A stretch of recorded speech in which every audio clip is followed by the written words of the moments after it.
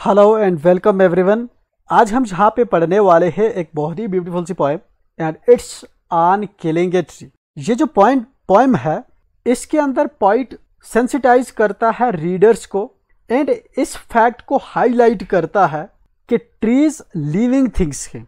यहाँ पे point trees को इक्वेट करता है विद ह्यूमंस, ये बात कन्वे करने के लिए कि हमें पेड़ों को नहीं काटना चाहिए।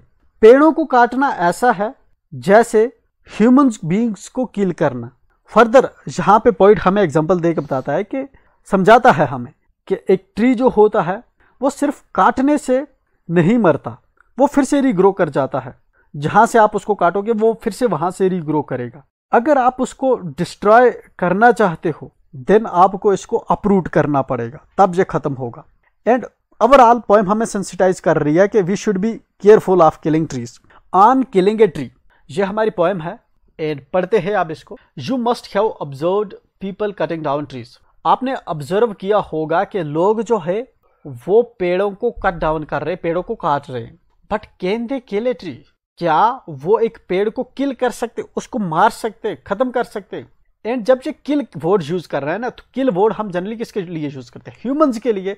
जहां पे हमें सेंसिटाइज करने के लिए ये जो किलिंग वर्ड है ये ट्री के साथ यूज कर रहा है, ठीक है। एंड ऊपर टाइटल ही देखिए, आपका मतलब होता है पर, किलिंग का मतलब होता है मारना। जनरली ह्यूमंस के लिए यूज करते हैं या एनिमल्स के लिए यूज करते हैं। ए का मतलब होता है एक, ट्री का मतलब होता है दरख्त। ऑन किलिंग ए ट्री, एक दरख्त के किल करने पे, एक दरख्त के मारने पे, ये टाइटल है हमारा। But can they kill a tree? लेकिन क्या वो एक पेड़ को किल कर सकते हैं, उसको मार सकते हैं? Is it easy to do so? क्या ये आसान है ऐसा करना? दूसरा क्वेश्चन पूछता है। Let's read the poem and find out what the poet says on killing a tree. चलिए हम पोएम को रीड करते हैं एंड मालूम करते हैं कि पोएट इसके बारे में क्या कहता है। बिफोर मूविंग हेड, यहाँ पे मैं एक रिक्वेस्ट करूंगा, मेक श्योर आप चैनल को सब्सक्राइब करें आप अगर पहली बार हमारे चैनल पर आए हैं। एंड फर्दर जो आपकी बिहेव बुक है इसके सभी लेसन इंक्लूडिंग आपके क्वेश्चंस, ग्रामर्स, हमने एक सेपरेट प्लेलिस्ट के अंदर अपने चैनल पे अपलोड कर रखे हैं। आप डायरेक्टली प्लेलिस्ट पे जाके सीक्वेंस वाइज किसी दूसरी वीडियो को भी देख सकते हैं। Now continuing, it takes much time to kill a tree. जहाँ पे पोएट पहली ही लाइन में हमें बताता है कि एक ट्री को किल करने में बहुत ज्यादा जो टाइम है वो लगता है, बहुत ज्यादा टाइम। इतना आसान नहीं कि एक पेड़ को आप किल कर देंगे। Not a simple jab of the knife. Jab होता है सडन ब्लो, ठीक है ना, मतलब कि सडन आप चाकू मार देंगे पेड़ के अंदर, तो ऐसा नहीं है। Not a simple jab of the knife will do it, कि आप चाकू उठाएंगे एंड मार देंगे पेड़ को एंड उससे जो है आपका पेड़ मर जाएगा, ऐसा नहीं होता। It has grown slowly consuming the earth. ये जो ट्री है ये धीरे धीरे, इट हैज ग्रोवन, ये जो बड़ा हुआ है, स्लोली मतलब धीरे धीरे ये बड़ा हुआ है। कैसे बड़ा हुआ है? अर्थ को कंज्यूम करते हुए। क्योंकि अर्थ के अंदर क्या होते हैं? न्यूट्रिएंट्स होते हैं। पेड़ जो है वो न्यूट्रिएंट्स अर्थ से लेता है, तो ये अर्थ को कंज्यूम करते करते बड़ा हुआ है। Rising out of it, and earth से जो है बाहर आया है। फीडिंग अपॉन इट्स क्रस्ट, जो अर्थ की 3 लेयर्स होती है। टॉप मोस्ट जो लेयर होती है उसको क्रस्ट कहते हैं, उसके नीचे मेंटल होता है एंड सबसे इंटरनल लेयर को हम कोर कहते हैं। जितनी भी हमारी ह्यूमैनिटी इस वक्त सस्टेन कर रही है, जो भी है, पानी है, समुद्र है, सब कुछ कहाँ पे है? क्रस्ट पे है। तो यहाँ पे पोइट इस चीज को बता रहा है कि जहाँ पे फीड जो है एक पेड़ कहाँ पे कर रहा है, वो अर्थ के क्रस्ट पे कर रहा है, टॉप मोस्ट लेयर पे कर रहा है। एब्जॉर्बिंग ईयर्स ऑफ सनलाइट, एक पेड़ जो बड़ा होता है, एक पेड़ जो बड़ा हुआ है, अर्थ को कंज्यूम करते हुए बड़ा हुआ है। राइज होता है अर्थ में से, फीड करता है इसकी क्रस्ट पे, एंड एब्जॉर्ब करता है एक ट्री सालों की सनलाइट को, ईयर्स की सनलाइट को, और सालों के एयर को जो है, हवा को कंज्यूम करता है, वाटर को कंज्यूम करता है, पानी को कंज्यूम करता है। मतलब कि बहुत ज्यादा रिसोर्सेज लेके एक जो है पेड़ बना हुआ है। And out of its leprous hide. Leprous hide का मतलब होता है डिसकलर्ड बार्क। बार का मतलब होती है जो इसकी छाल होती है, ठीक है, जो इसके ऊपर छिलका होता है, छाल होती है इसकी। डिसकलर्ड मतलब कि उसका जो है आप देखेंगे कोई ऐसा होता नहीं कि फास्ट रेड है, फास्ट ग्रीन है, फास्ट ब्लू है, मतलब डल जैसा कलर होता है, डिसकलर्ड जैसा लगता है। And out of it's leprous hide, और इसकी जो हाइड है, हाइड जनरली वर्ड हम यूज़ करते हैं सिकन के लिए, जो जानवरों की सिकन वगैरह होती है उसके लिए हाइड वर्ड यूज़ करते हैं यहाँ पे। बट हम किसको रेफर कर रहे हैं, इसके सिकन को। इसकी सिकन कौन सा है, इसकी बार्क, पेड़ की जो बार्क है उसको रेफर कर रहा है कि इसकी बार्क से आपको क्या दिखता है, स्प्राउटिंग लीव्स, जो पत्ते हैं वो बाहर निकल रहे होते हैं, बाहर पत्ते निकले हुए हैं।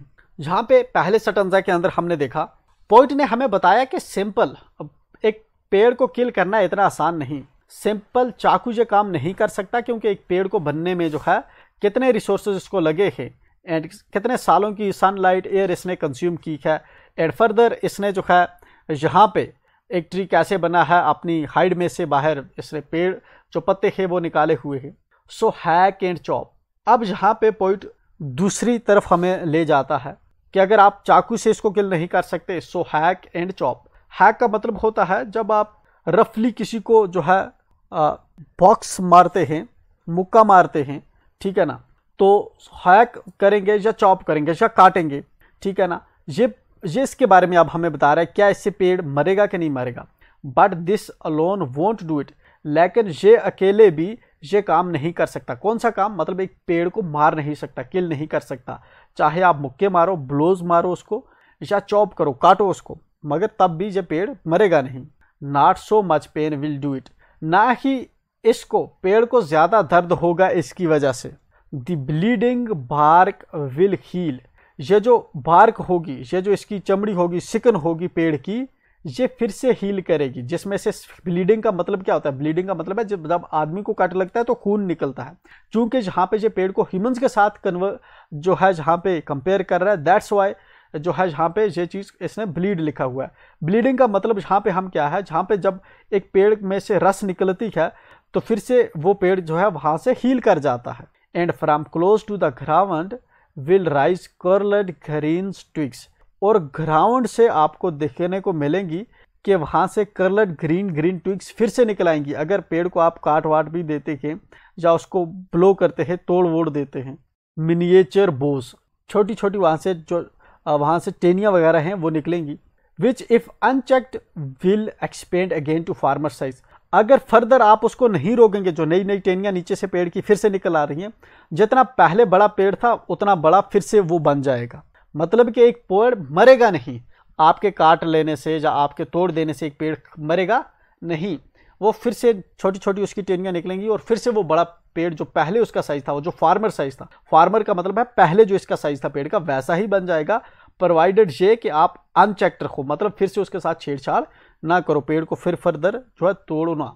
No, the root is to be pulled out. And finally यहाँ पे हमें पॉइंट बताता है कि एक पेड़ मरता कैसे है, एक्चुअल में कैसे इसकी किलिंग होती है।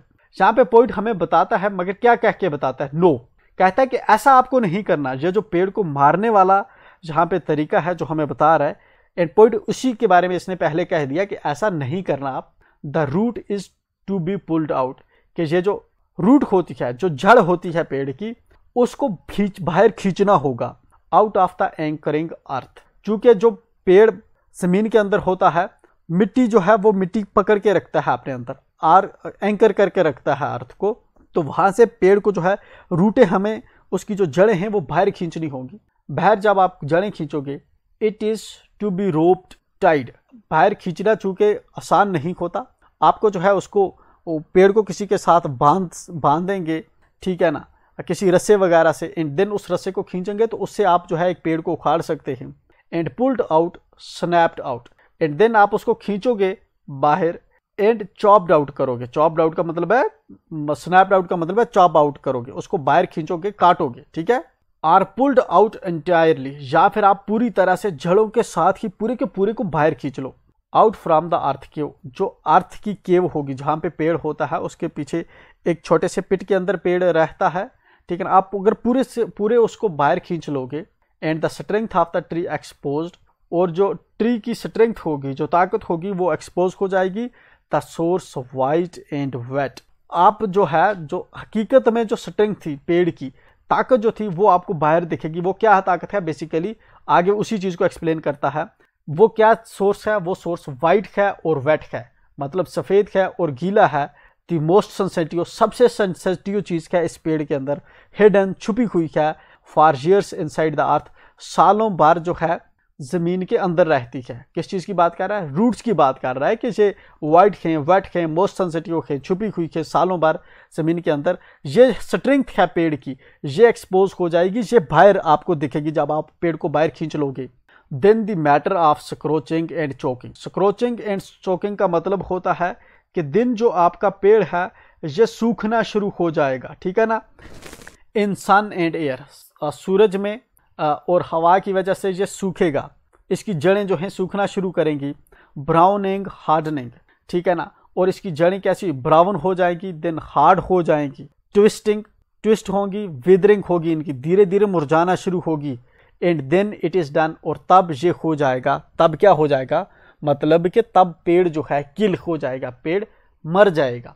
जीव पाटिल ने ये लिखी पोएम है जिसके अंदर हमने देखा कि हमें पोइट ने बताया कि एक जो पेड़ है वो काटने से, ब्लोज करने से, तोड़ने से मरता नहीं, बल्कि जब आप एक पेड़ को जड़ों से उखाड़ के बाहर ले आते हो, ठीक है ना, एंड देन इसकी जड़ें जब ख़त्म हो जाती हैं, जो इसकी एक्चुअल स्ट्रेंथ है, तब पेड़ की डेथ हो जाती है। नाउ जो आपकी बाकी है थिंकिंग अबाउट टेक्स्ट ग्लॉसरी जो है, इसको हम नेक्स्ट वीडियो में करेंगे। तो मिलते हैं नेक्स्ट वीडियो में। Till then enjoy.